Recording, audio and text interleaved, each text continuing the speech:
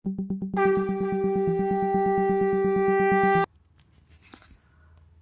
पुरुषोत्तमम्। आलोचना प्रसंग भाग 2 से 22 दिसंबर सन 1941 की श्री ठाकुर जी से वार्तालाप। श्री ठाकुर जी के भक्त हुए केष्टोदा। उन्होंने श्री ठाकुर जी से पूछा कि इन ट्यूशन अंतर्दृष्टि की ट्रेनिंग प्रशिक्षण की तो आवश्यकता रहती है। श्री ठाकुर जी बोले, हाँ, जैसे किसी पेड़ की डाली टूट जाने पर आप किसी को अंदाज कर कुछ बोलने कहते, इसमें कितने पत्ते हैं कहो, तो वह उत्तर देता है जो सही नहीं होता है। बार बार इस तरह पूछते रहने से यदि वह कई बार सही उत्तर नहीं दे तो भी लगभग संख्या कह सकेगा।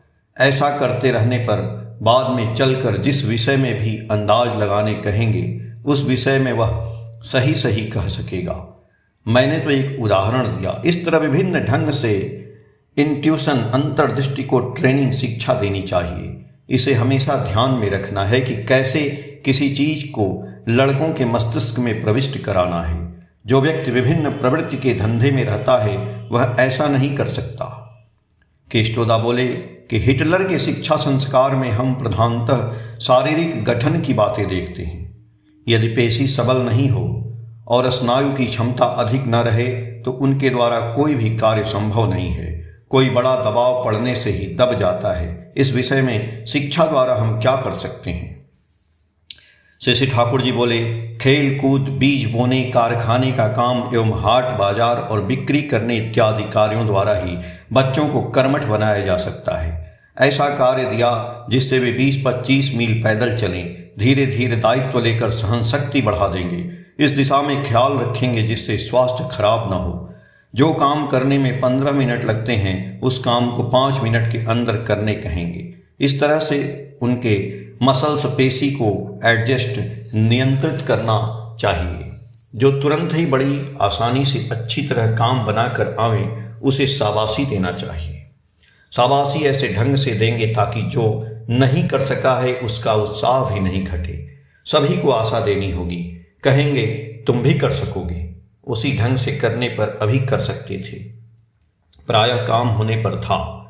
एप्रिसिएशन गुण ग्रहण बड़ी चीज है। एप्रिसिएशन प्रशंसा राइटली एडजस्टेड ठीक तरह से नियंत्रित होने पर हर बच्चे को इवॉल्व विकसित करने में सुविधा होगी। प्रत्येक की ईगो अहम रहता है, इसलिए एप्रिसिएशन प्रशंसा द्वारा इलेक्ट उदीप्त करना चाहिए। किसी के उत्साह को दबाना नहीं चाहिए, इससे खूब क्षति होती है। बच्चे घर में क्या खाते हैं इस संबंध में खोज खबर लेनी चाहिए। घर की माताओं को यह समझा देना चाहिए कि कम खर्च में खाने पीने के लिए पुष्टिकारक ऐसी कितनी चीजें हैं जिन्हें व्यवहार में लाई जा सकती हैं। बच्चे सदाचार पालन करने में अभ्यस्त हो सकें। घर और स्कूल में ऐसी शिक्षा देनी चाहिए। बातें हो रही हैं, इसी समय नाटक का रिहर्सल भी पंडाल के निकट चल रहा है। एक व्यक्ति खूब उच्च स्वर में गीत गा रहा है जिसके साथ नाना तरह के वाद्य यंत्र भी हैं। ऐसी निस्तब्ध रजनी में संगीत के ये उदात्त सुर बड़े ही मधुर लग रहे हैं। श्री ठाकुर उत्कर्ण हो सुन रहे हैं। थोड़ी देर के बाद केष्टोदा की तरफ देखकर मधुर मुस्कुराहट के साथ बोले, ये लोग बड़े आनंद में हैं। केष्टोदा ने हंसकर कहा, हाँ। श्री ठाकुर बोले, आप लोग के पास पैसे हो या नहीं, पर आप लोगों के समान सुखी कोई नहीं है। केष्टोदा बोले, पैसे जब बिल्कुल नहीं थे उस समय सभी मिलजुल कर आनंद बाजार में एक शाम खाते थे। शायद उस समय सुख और भी ज्यादा था, ऐसा मुझे प्रतीत होता है। श्री ठाकुर बोले, ठीक ही तो कह रहे हैं। सरोजनी माँ ने तंबाकू भरकर श्री ठाकुर को दिया। तंबाकू पीने के साथ साथ बातें भी कर रहे हैं।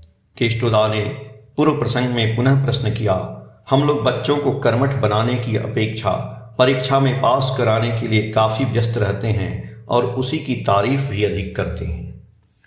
श्री ठाकुर जी बोले, जिनका मोटर नर्व कर्म प्रबोधी स्नायु एक्टिव सक्रिय है, जिनका कोऑर्डिनेशन संगति अधिक है, वे परीक्षा की तैयारी तुरंत कर सकते हैं। परीक्षा संबंधी जो कुछ भी पढ़ते हैं उसे तुरंत ही आयत्त कर सकते हैं। इससे बल्कि उन्हें सुविधा होती है। सभी सबों के साथ सभी को रिलेटेड जड़ित है। अपने अपने वैशिष्ट्य अनुसार हर का हर तरह का बोध प्रस्फुटित होता है। एक एक व्यक्ति एक एक जीवंत यंत्र है, उसे पूरी तरह अनुभावन करना चाहिए, तभी उसे विकसित करना संभव होगा।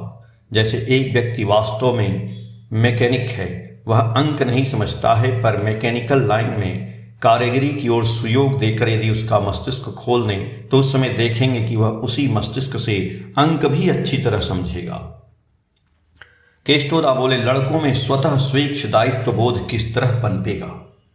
श्री ठाकुर जी बोले, जब शिक्षकों के नर्व, स्नायु, ब्रेन, मस्तिष्क, मसल, पेशी उसी रूप में एडजस्टेड, नियंत्रित होंगे, तभी तो वह छात्रों में भी संचालित होगा। पढ़ाने में हर समय व्यवहारिक कर्म की बातें भी सोचनी होंगी। हर थ्योरेटिकल तत्वगत चीज़ों का छात्रों द्वारा प्रैक्टिकल से वास्तविक रूप दिलाना होगा, और ऐसा करना दैनंदिन जीवन के प्रयोजनीय कर्मी द्वारा ही संभव है।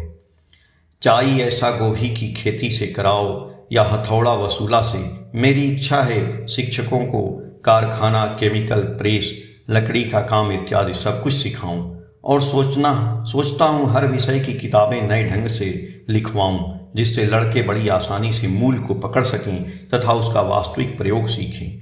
कितनी बातें मन में आती हैं। सोचता हूँ तपोवन का अपना एक कारखाना रहता, वहाँ मास्टर मैकेनिक, मूल यंत्र भी रहते, यह काम भी सीखें और उसके साथ साथ सीखें लोहार का काम, बढ़ई का काम, बांस और बेत का काम, घर बनाने और राजमिस्त्री का काम, कपड़े बुनाई का काम, टाइप राइटिंग। क्या ठीक कह रहा हूँ ना? बिल्कुल चौकस होकर छात्र निकलेंगे। वे किसी भी अवस्था में पढ़ने पर उससे निकल आएंगे। पेट के लिए उन्हें चिंता नहीं करनी पड़ेगी। इसके अलावा उनमें एक एक व्यक्ति अपने यहाँ का नेता बने रहेंगे।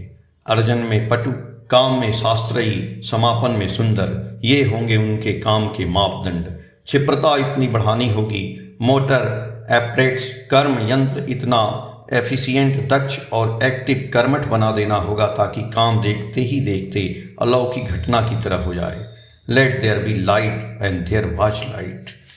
रोशनी हो, कहते हो रोशनी हो जाए, ऐसा भाव रहना चाहिए जिसे ब्लेचक्रिंग एक्शन, विद्युत विवेक काम कहते हैं। शशि ठाकुर ने इस बार ईशदा को लक्ष्य करके सस्नेह कहा, ईशदा में सब गुण है, एक और ठीक कर लेने से ही काम बना हुआ है। गो बिटवीन द्वंद्व वृत्ति छोड़ देना है।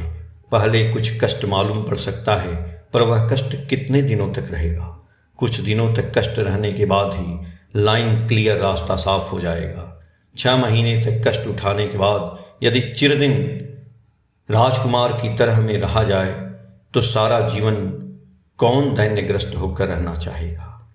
केष्टोदा ने बातचीत के सिलसिले में कहा, बहुत लोग याजन करते हैं, पर याजन किसे कहते हैं यह नहीं कह सकते और जानते भी नहीं हैं। शशि ठाकुर बोले, नहीं जानते हुए भी आरंभ कर देना अच्छा है। जैसे कोई पढ़ने के वक्त कोकिल का कुकिल उच्चारण करता है, यदि धमका कर उसका उच्चारण सही रूप में बता दिया जाए तो वह उस समय 10-20 बार उस शब्द का उच्चारण करके ठीक कर सकता है। ऐसा करने में किसी को अधिक समय लगता है और किसी को कम ही समय में हो जाता है। अंतर सिर्फ इतना ही रहता है।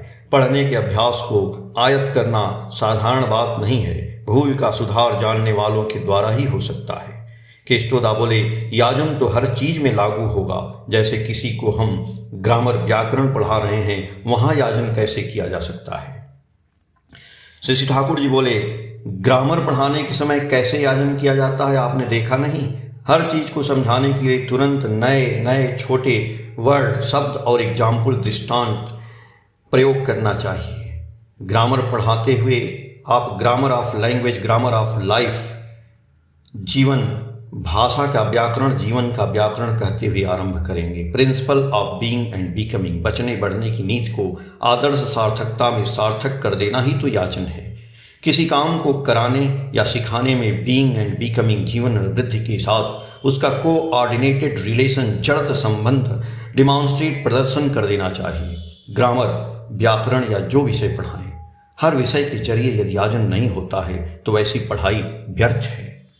रात काफ़ी बीत चुकी है, उस पर भी जाड़े की रात बैठकी उखड़ती दिख पड़ रही है। प्रफुल्ल की माँ प्रफुल्ल के लिए तासू के एक कोने में खड़ी हुई इंतजार कर रही थी।